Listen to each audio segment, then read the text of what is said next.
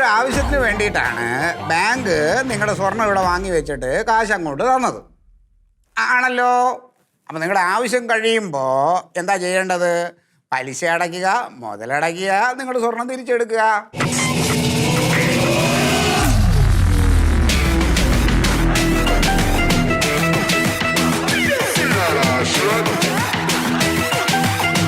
അതുകൊണ്ട് നിങ്ങൾ പലിശ അടച്ചിട്ട് ആ സ്വർണം പുതുക്കി വെക്കാൻ നോക്കൂ കേട്ടോ. ഞാൻ പറഞ്ഞത് മനസ്സിലായോ? കൊള്ളയടിക്കാൻ വന്നതാണെങ്കിൽ കൊള്ളയടിച്ചോ, പക്ഷെ കൊല്ലരുത്, കൊല്ലരുത്, കൊല്ലരുത്.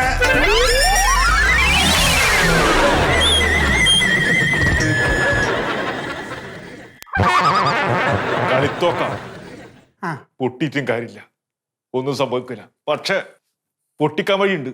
ഇരുമ്പിന്റെ ഉണ്ട എടുത്തിട്ട് അതിൽ വെച്ചിട്ട് ഞാൻ എന്നെ തന്നെ പൊട്ടിച്ച് ഞാൻ ചാവും.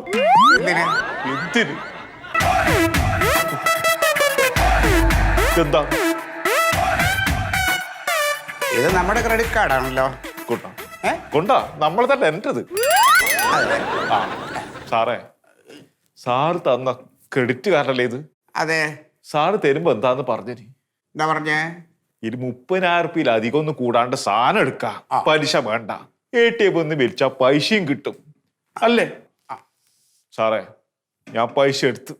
എത്ര രൂപ എടുത്ത്? ഞാൻ 30,000 അങ്ങോട്ട് എടുത്തു. ആ അതിന് വാർഷിക പലിശ 36% വന്നു നിരക്ക്. വരും, അത് വരും. അത് നിങ്ങളെന്നല്ല, വേറെ ആരെടുത്താലും 36% വാർഷിക പലിശ വരും.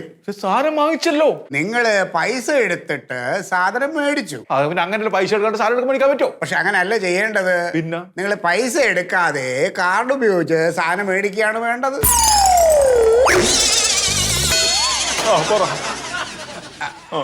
അതെ, ഇത് പൊട്ടുന്നതാണോ? ഞാൻ പോലീസിനെ വിളിക്കും. പൊട്ടാണ്ടോ ഒക്കെ ചെയ്തോട്ടല്ലോ. ഇത് സാറിനെ കൊല്ലാനല്ല, എന്നെ സ്വയം എനക്ക് കൊല്ലണം. പലിശ അടക്കാൻ എന്റെ പൈസ ഇല്ല. അല്ല, കൊല്ലുന്നതൊക്കെ ഇതിന് പുറത്ത്, ഇവിടെ വെച്ചൊന്നും വേണ്ട കേട്ടോ. Out side. അപ്പൊ ഇതെന്താ പ്രശ്നം എന്ന് വെച്ച് കഴിഞ്ഞാല്, ബാങ്ക് നിങ്ങൾക്ക് ക്രെഡിറ്റ് കാർഡ് തരുന്നത് എന്തിനാന്ന് വെച്ച് കഴിഞ്ഞാല്, നിങ്ങൾ ഈ ക്രെഡിറ്റ് കാർഡ് ഉപയോഗിച്ച് ഒരു കടയിൽ നിന്ന് സാധനം മേടിക്കുമ്പോൾ കടക്കാരന് കിട്ടുന്ന ലാഭത്തിന്റെ അതിൽ നിന്നൊരു ചെറിയൊരു ശതമാനം ഞങ്ങൾക്ക് കിട്ടും. ഞാൻ സാധനം എടുത്ത് അതിന്റെ പലിശ കൊണ്ട് നാണവും മാനവും ഉറപ്പില്ലാണ്ട് ജീവിക്കുന്നു. സാറിന് ശമ്പളം ഇല്ല, മാനേജറല്ലേ? സുഹൃത്തെ, ഈ ശതമാനം ലാഭം കിട്ടുക എന്ന് പറഞ്ഞാൽ എനിക്കോ എന്റെ കുടുംബത്തിനോ അല്ല, ബാങ്കിന് കിട്ടും. ബാങ്കാണല്ലോ നിങ്ങൾക്ക് ഈ ക്രെഡിറ്റ് കാർഡ് തന്നേക്കുന്നേ. സാറേ, ഞാൻ സാധനം വാങ്ങിച്ചല്ലോ. നിങ്ങൾ എന്താ ചെയ്തേ? നിങ്ങള് ഈ കാർഡ് ഉപയോഗിച്ച് ATM-ൽ നിന്ന് പണം പിൻവലിച്ചു. അതെ, ഇല്ലേ? എന്നിട്ടല്ലേ പോയി സാധനം മേടിച്ചല്ലോ. അതായത് ഈ ബാങ്കിൽ കിടക്കുന്ന പണം ആരുടെയാ? നിക്ഷേപകരുടെ, ഡിപ്പോസിറ്റേഴ്സ് അല്ലേ? അപ്പൊ അവർക്ക് പലിശ കൊടുക്കണ്ടേ? അപ്പൊ അവർക്കുള്ള പലിശ എവിടെ നിന്ന് കൊടുക്കും? ബാങ്കിന്റെ കയ്യിൽ നിന്ന് കൊടുക്കാൻ പറ്റില്ല. അപ്പൊ നിങ്ങളാണ് കാശ് എടുത്ത ആള്. അപ്പൊ നിങ്ങൾ പലിശ കൊടുക്കാൻ ബാധ്യസ്ഥനാണ്. നിങ്ങൾ കൊടുത്തേ പറ്റൂ. അല്ലാതെ നിങ്ങൾ ഈ എന്താ കാശ് കൊടുത്ത് മേടിച്ചേ?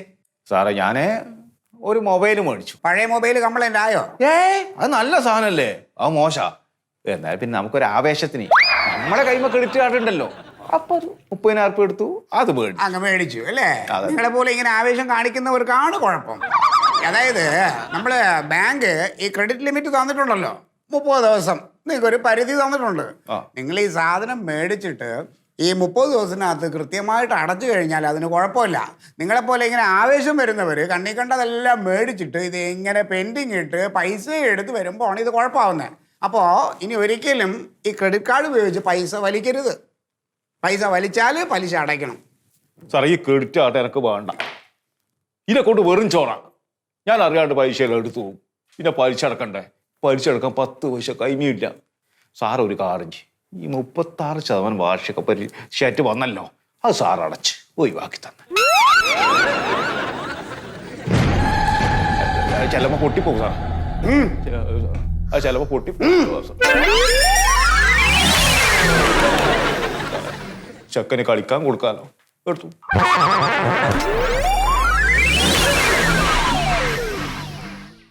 യോഗ്യതയില്ലാത്തവർക്ക് ക്രെഡിറ്റ് കാർഡ് കൊടുത്താൽ ഇതായിരിക്കും അവസ്ഥ.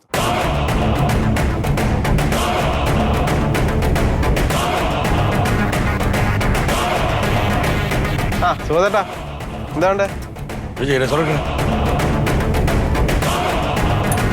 ഒറ്റ മറ്റേ മനുഷ്യന്റെ വാക്ക് കേൾക്കാൻ പാടില്ല.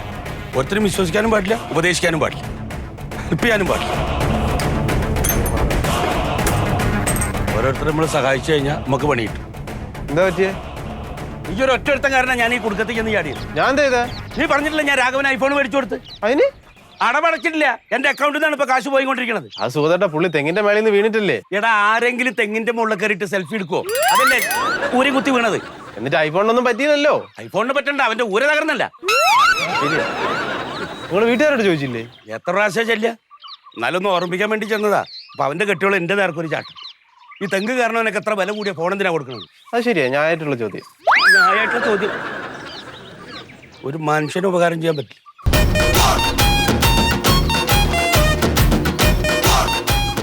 ഈ ജീരക സോഡ എന്നൊക്കെ പറഞ്ഞാൽ നല്ല ഗ്യാസ് വേണം. കുടിച്ച് കഴിഞ്ഞ് അങ്ങട് ഏത് വരണം. ഉണ്ട്. ഉണ്ട്. 2 പാക്കറ്റ് ആട്ട, വേറെ 1 പാക്കറ്റ് ഉപ്പ്, ഉജാലുണ്ട്, ബിസ്ക്കറ്റ് നന്ദി. ചെറുതാണോ വലുതാ? വലിയാനെടുത്തോ? എത്തിരിയാ?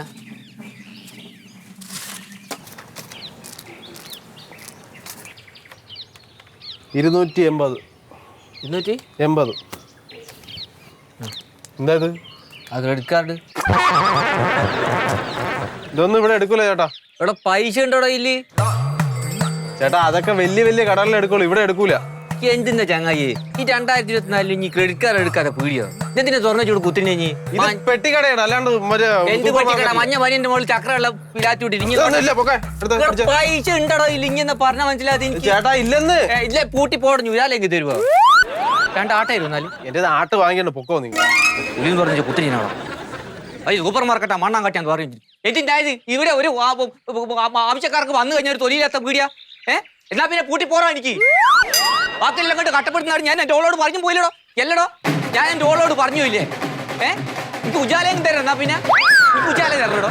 ഒരു ഉജാലയും തടോ ചെയ്താൽ ഒരാട്ടയില്ലാത്ത ക്രെഡിറ്റ് കാർഡ് ഇല്ലാത്ത പീടിയോ. കൂട്ടി പോവാണ്ട് അതും തുറന്നു വെച്ച് കുത്തിനീന് ആരെ കാണിക്കുവാനല്ലോ? അറേപ്പിക്കുന്ന മച്ചന്മാർക്കൊണ്ട് അത് ഞാൻ പണിയും കാര്യം വന്നു നോക്കിയാൽ ഒരു എന്തെങ്കിലും വാങ്ങുമെന്ന് വെച്ചാൽ എനിക്കല്ലേ എനിക്ക് എന്നെ ഞാൻ ആരാൻ തിരിക്കടാ? എനിക്ക് ഞാൻ എൻ്റെ ഇതും കൊണ്ട് വന്നിട്ട് ഇനി എനിക്ക് താന് തരാണ്ട് വിട്ടാ? ഇനി എനിക്ക് താന് തരാണ്ട് വിട്ടില്ലേ? ഇനി ഒരു ആട്ടതാടോ എന്നാല് തൊലിയും തുറന്ന് പറയപ്പിക്കട കത്തിക്കൂടെ? ഞാൻ മോന്തിക്ക് വന്നിട്ട് ഇനി നോയിക്കോ.